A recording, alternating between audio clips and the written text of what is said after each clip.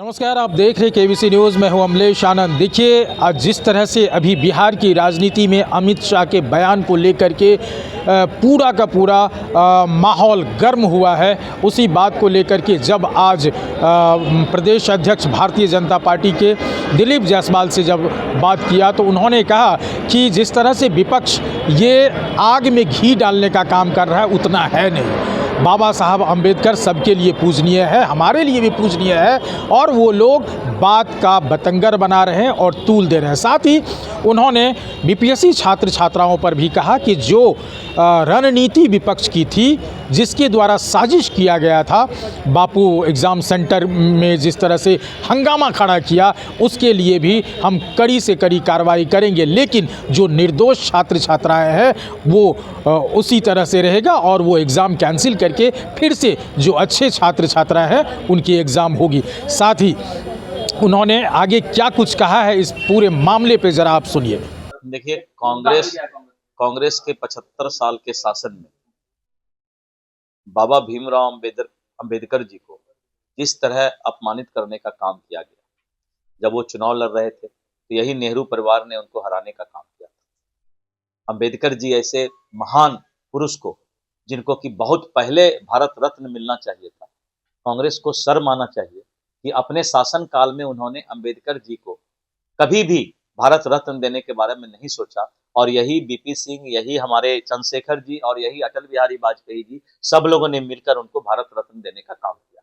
तो कांग्रेस अपना पिछला इतिहास देखे कि बाबा भीमराव अंबेडकर के संविधान के रहने के बावजूद भी पूरे देश में करीब 50 से ज्यादा बार आपातकाल लगाने का काम किया, चुनी हुई सरकार को भंग कर देता था। आपको ख्याल होगा कि बूटा सिंह, यहां पर भी 2005 के पहले जो राष्ट्रपति शासन लगा था, कांग्रेस जो है जिस तरह से हिटलर शाही करके संविधान और बाबा साहब के द्वारा लिखे गए संविधान का माखौल उड़ाने का काम करता था और चुनी हुई सरकार को भंग कर देता था। आज नरेंद्र मोदी जी चाहते तो बंगाल की सरकार को भंग कर सकते थे, आज वो चाहते तो और दूसरे जगह के सरकार को भंग कर सकते थे, लेकिन आपने देखा कि हमारे एनडीए के शासन में नरेंद्र मोदी जी के नेतृत्व में कभी भी हम चुनी हुई सरकार को कोशिश नहीं किए कि उसको भंग किया जाए। लेकिन कांग्रेस आपातकाल 74 की वो काला त्रासदी कौन भूल सकता है। इसीलिए कांग्रेस को सर मानना चाहिए कि वो लोकतंत्र, प्रजातंत्र और बाबा भीमराव अंबेडकर की चर्चा करता है। तो एनडीए की आपात बैठक हुई है, क्या आपात बैठक नहीं है वो हमारा, अभी आपने देखा होगा कि पिछले कुछ दिनों पहले जदयू कार्यालय में हमने एनडीए के 5 घटक दल के प्रदेश अध्यक्ष ने एक प्रेस कॉन्फ्रेंस किया था कि हम 15 तारीख से जो है एनडीए कार्यकर्ता सम्मेलन प्रत्येक जिला मुख्यालय पर करेंगे। आज कल ही मुख्यमंत्री जी का निर्देश हुआ कि इस पर एक बार फिर से बैठक कर लिया जाए, और आज 5 प्रदेश अध्यक्ष और कुछ प्रमुख नेता हम लोग बैठे थे और हम लोगों ने 15 तारीख से इस बगहा से यात्रा शुरू करने का रणनीति तय किया। उस रणनीति में हम लोगों ने कुछ चीज का फैसला लिया कि कौन कौन लोग को बुलाना है। तो हुआ कि पंचायत स्तर से लेके जिला स्तर के सभी कार्यकर्ता और राजनीतिक पदाधिकारी 5 दल के उसमें रहेंगे। उस क्षेत्र के सांसद, विधायक, प्रभारी मंत्री और कोई भी प्रदेश और राष्ट्रीय स्तर के पदाधिकारी अगर उस जिला के हैं तो उनको रखा जाएगा।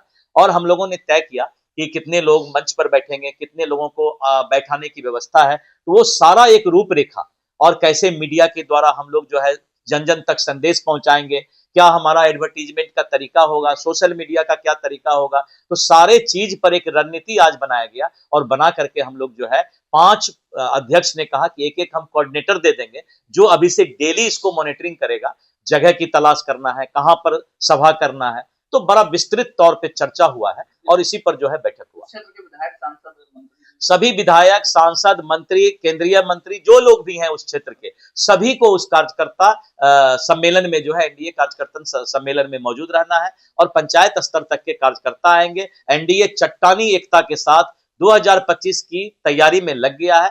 हम विकास को मुद्दा बना रहे हैं, वहीं पर आप देख रहे हैं कि विपक्ष जातिवाद और जिस तरह का विभिन्न तरह का अफवाह फैला करके और राजनीति कर रहा है, वहीं पर हम लालटेन युग समाप्त करके बिजली युग की तैयारी में जो है हमने बिहार को लाने का काम किया। 15 जनवरी से 15 जनवरी से हमारा यात्रा। नेतृत्व पर किसका रहेगा? नेतृत्व तो एनडीए गठबंधन का है और हमारा नेतृत्व, सरकार का नेतृत्व हमारा श्री नीतीश कुमार जी के नेतृत्व में हम जो है आगे बढ़ रहे हैं। सर, अमित शाह जी के बयान के उलट आप लोगों ने अभी नहीं, अमित शाह जी ने कोई उलट बयान नहीं दिया है। उन्होंने कहा कि पार्लियामेंट्री बोर्ड किसी चीज का फैसला लेती है और अभी चुनाव के बाद की बात अमित शाह जी से पूछेंगे तो अमित शाह जी एक व्यक्ति हैं, एक गृह मंत्री हैं, वो पार्लियामेंट्री बोर्ड के, हमारे यहाँ बीजेपी में संवैधानिक तरीके से बात की जाती है, तो हमारे यहाँ बीजेपी में संवैधानिक तरीके से बात है, लेकिन प्रदेश अध्यक्ष होने के नाते मुझे पता है कि किनके नेतृत्व में आगे बढ़ना है और कहाँ जाना है। तो अभी नीतीश कुमार जी के नेतृत्व में जो है हमारे पार्टी का निर्देश है और हम आगे बढ़ रहे हैं। जब बिहार में बाढ़ आया था, लोगों के आंख में आंसू था, भूखे मर रहे थे, रोड पर थे, और उस समय एनडीए की सरकार नीतीश कुमार जी के नेतृत्व में और बीजेपी के हमारे सभी नेताओं ने एक एक बाढ़ पीड़ित का सेवा करने का काम किया। उस समय वो विदेश भाग गए थे, उनके पिताजी ने कहा भी कि तुम्हारा राजनीतिक समाप्त हो जाएगा, जल्दी विदेश से लौटो, लेकिन उनके पास फुर्सत नहीं था। तो ये लोग वीडियो कॉलिंग, ट्विटर, यही सब का राजनीति करते हैं और ये कब विदेश चले जाएंगे। राहुल गांधी दूर भागता है, ये उसका पुछड़ी पकड़ के थोड़ा नजदीक वाले देश में चले जाते हैं। तो इन लोगों को कोई मतलब नहीं है, सोना का चम्मच लेके जन्मा है और नेतागिरी जो है करने का, बस बाप दादे माँ पिता का जो है खानदानी राजनीति मिला है, उसी में राजनीति कर रहे हैं। मैंने आज कहा है कि बीपीएससी छात्र को किसी भी तरह का कोई समस्या है तो उसका हल सरकार ही निकालेगी। तो सरकार सारे चीजों पर सजग है और आपने देखा कि जिस तरह से साजिश करके एक सेंटर का क्वेश्चन जो है फोटो खींच करके बाहर भेज दिया, तो उस सेंटर का हमने जो है एग्जामिनेशन कैंसिल किया और इन लोगों ने उसी सेंटर को टारगेट किया था। इनको लगा कि कोई बदनामी सरकार का हो नहीं रहा है, तो किसी तरह एक सेंटर को डिस्टर्ब करो, और तो कोई सेंटर से कोई शिकायत आया नहीं। और उसी सेंटर में वही लोग सब हैं जो नेता 3 दिन पहले इस तरह का राजनीति कर रहे हैं। सभी लोग चिन्हित किए जा रहे हैं और जिन लोगों ने राजनीति की है उन पर कार्रवाई भी होने वाली है। बच्चों से मिलेंगे सर आप? हाँ, एकदम करना। बच्चे से तो हमारे विजय सिन्हा जी मिले हैं, सभी नेता मिल रहे हैं, कोई दिक्कत नहीं। तो आपने सुना दिलीप जायसवाल ने बिहार की राजनीति और 2025 की चुनावी रणनीति पर भी उन्होंने बात किया। उन्होंने कहा कि एनडीए गठबंधन की जो पूरी कमेटी है जिसके साथ हम लोग आगे चल के काम करेंगे, उसकी बैठक हुई है और उस बैठक में जितने भी विधायक, सांसद, मंत्री, तमाम लोगों के साथ हम लोग ब्लॉक लेवल पर, बूथ स्तर पर कैसे काम हो, संगठन कैसे मजबूत हो और 2025 की जीत हमारे हाथ में कैसे है, इसको लेकर के हम लगातार काम कर रहे हैं। और एनडीए के साथ मुख्यमंत्री नीतीश कुमार के संरक्षण कह लें या उनके निर्देश पर कह लें, उनके अध्यक्षता में कह लें, सारी चीज़ें उन्हीं के द्वारा किया हुआ है और उन पर एनडीए आगे भी काम करती रहेगी। अमलेश आनंद, केबीसी न्यूज़, पटना।